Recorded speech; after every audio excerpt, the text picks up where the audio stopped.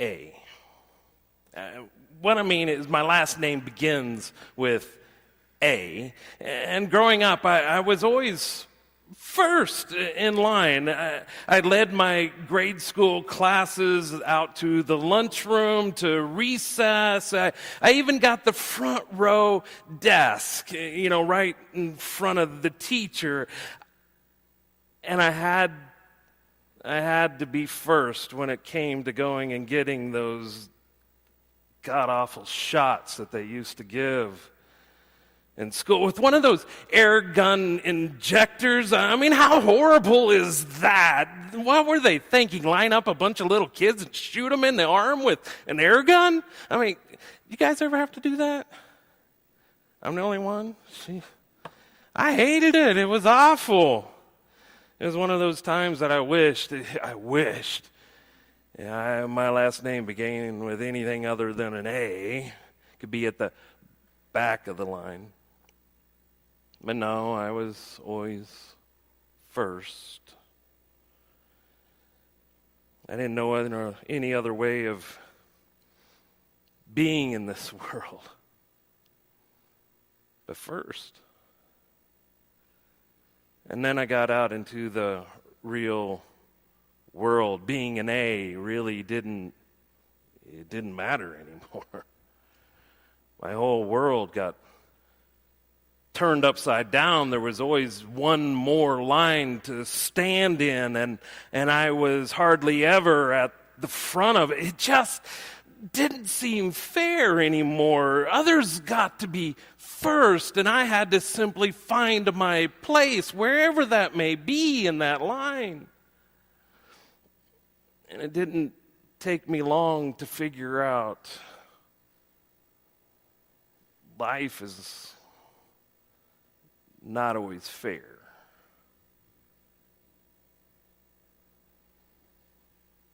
Jesus was in one of his teaching moods.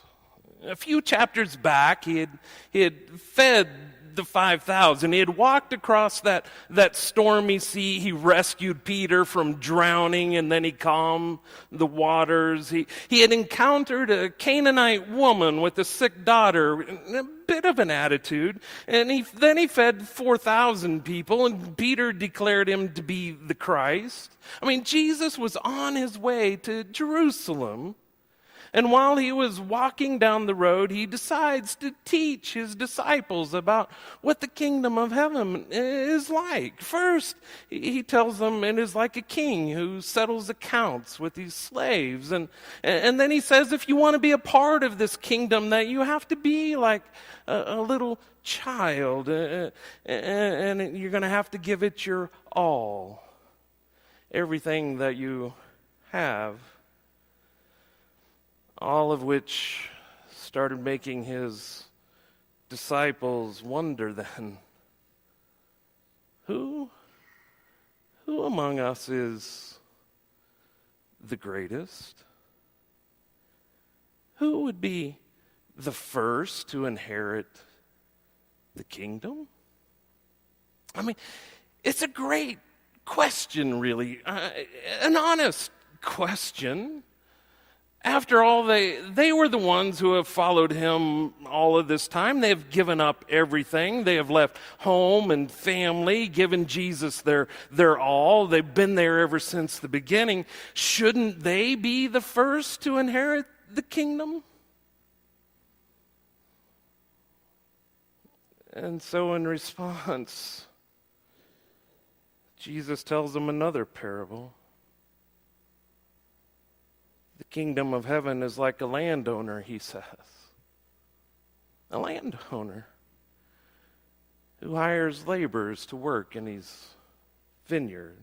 Some start working at the crack of dawn, the break of day. They agree to a fair daily wage, Jesus says. And then the landowner later goes back to the town square at 9, at noon, and at 3, and he hires more. And finally he goes back at 5 in the afternoon, and he sees more workers standing idle, and he hires them as well.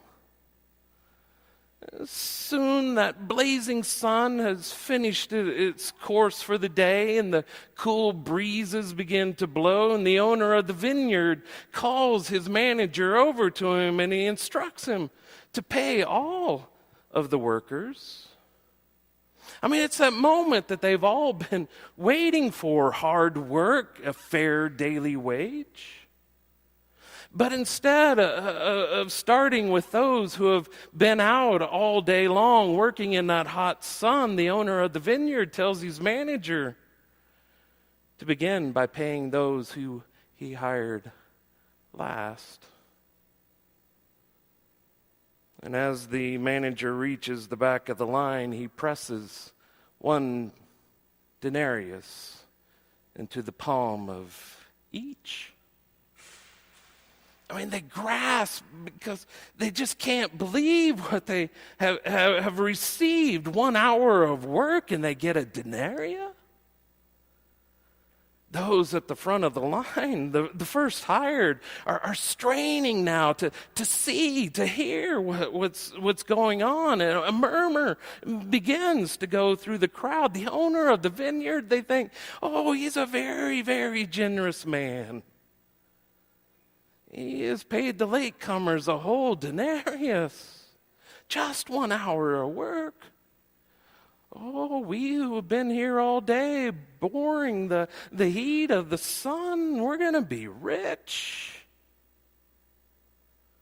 But before they can complete the arithmetic in their head, the manager comes along and he places a denarius in their hand as well. Those murmurs turn to grumbling. These worked 1 hour, and you have made them equal to us. We who have borne the burden of the heat of the day, the scorching sun, we get the same pay as them. How dare you? It is not fair. What business is it of yours? The landowner says.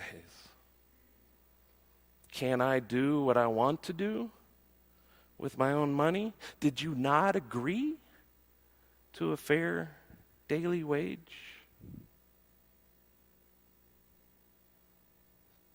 Those who have borne the brunt of labor through the heat of the day are now begrudging the landowner's generosity.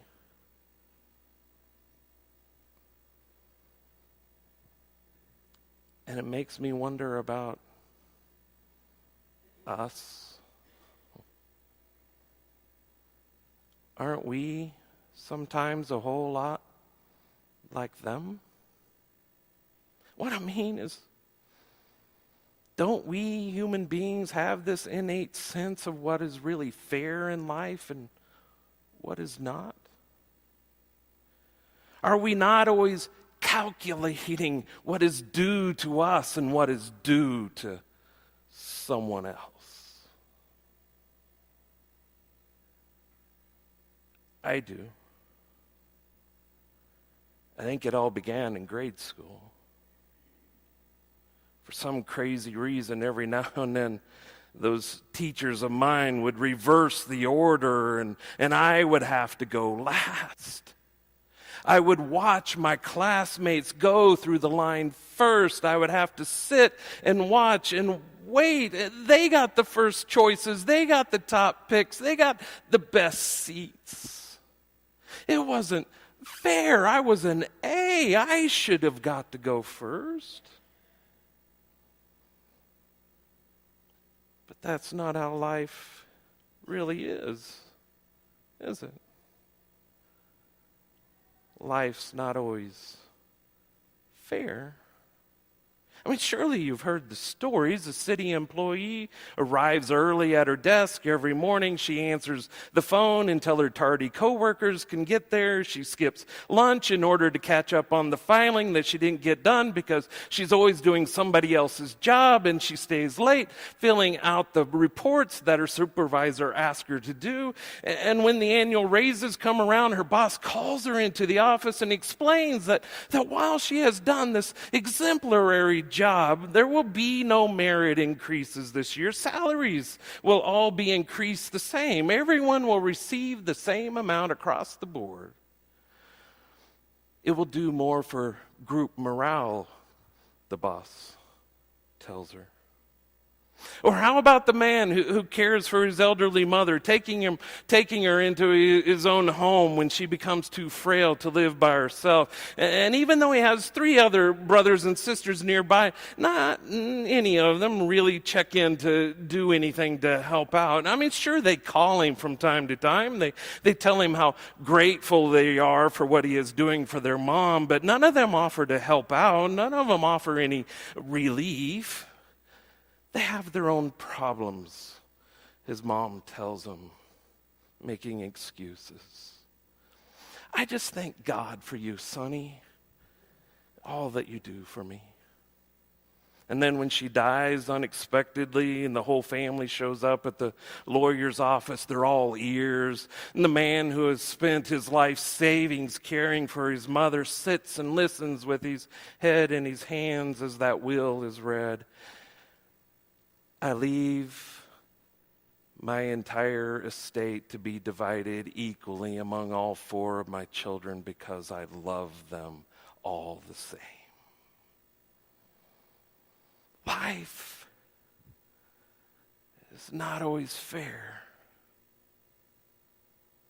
which makes it seem all the more important that God should be the fair one, that God should be the one who we can count on to reward us according to our efforts, that God should be the one who keeps track of how long we have worked or how hard we have worked and does not let people sneak and lie in front of us. But that's not what Jesus is saying here. According to the parable, God is the owner of the vineyard. Puts the same amount of money in the stack of little white envelopes and instructs his manager to pass them out to all of the workers, beginning at the end of the line, starting with those who have worked the least, and moves toward the front.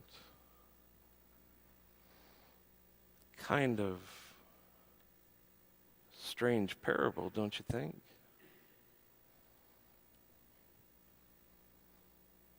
I can't help but think about the deeper meaning of this parable. Perhaps that it is the way in which the gift, the wage, has been received. What I mean is, those who have worked 1, 2, 3 hours, they're jubilant over what they have received. But those who have been there all along are furious.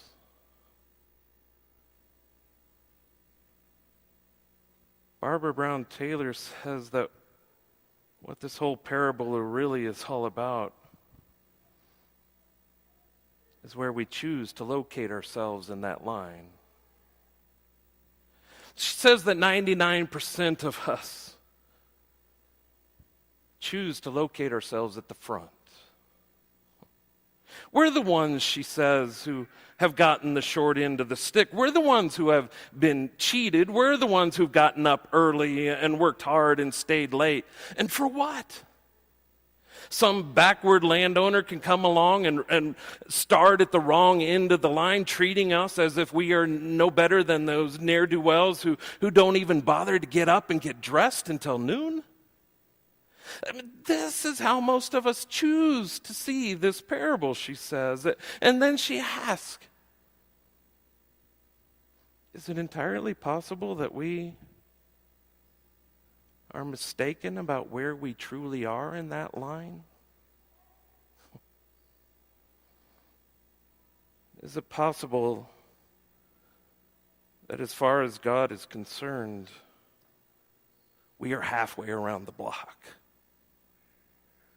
That there are all sorts of people in that line ahead of us, people who are far more deserving than we are, people who have more stars in their crowns than we do. Is it possible that the Mother Teresas, the Billy Grahams, the Archbishop Desmond Tutus of this world are at that front of the line? And it is we who, for all sorts of reasons, are at the back of the line. Like nobody told me about that line when I got out of school. I didn't even know that there really was a line when you got out of school until the end of the day. I probably wouldn't have done much about it anyways if I'd known that there really was a line.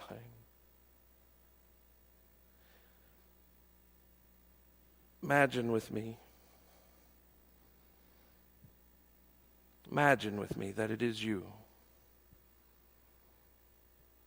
who are at the back of the line. You're longing to be first. I mean, you just want to be first. It makes you sad, maybe even makes you cry that you will never ever get to the front of that line.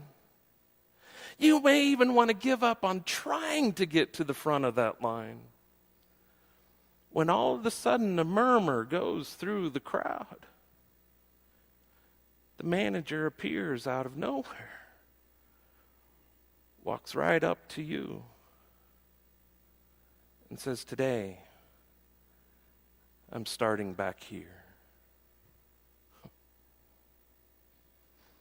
God loves us indiscriminately. And God really seems to enjoy reversing the systems that we have set up to explain why God should love some of us a little bit more than God loves others of us. And by starting at the end of our lines with the least, God lets us know that his ways are not our ways. I mean, if I have learned anything in this life about the fairness of life, it is this: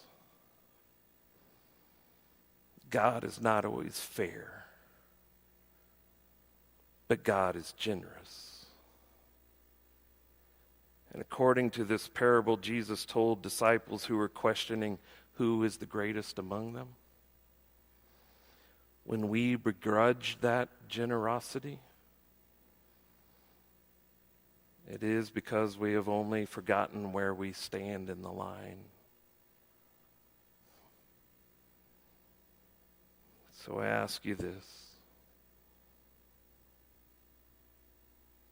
where do you stand in the line? Because depending upon where you are in that line, what happens next can be powerfully good news. You may get more than you deserve. You may receive more than you ever thought imaginable. Not because of who you are or where you are in the line,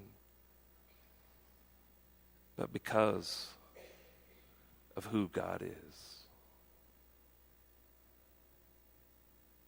Amen.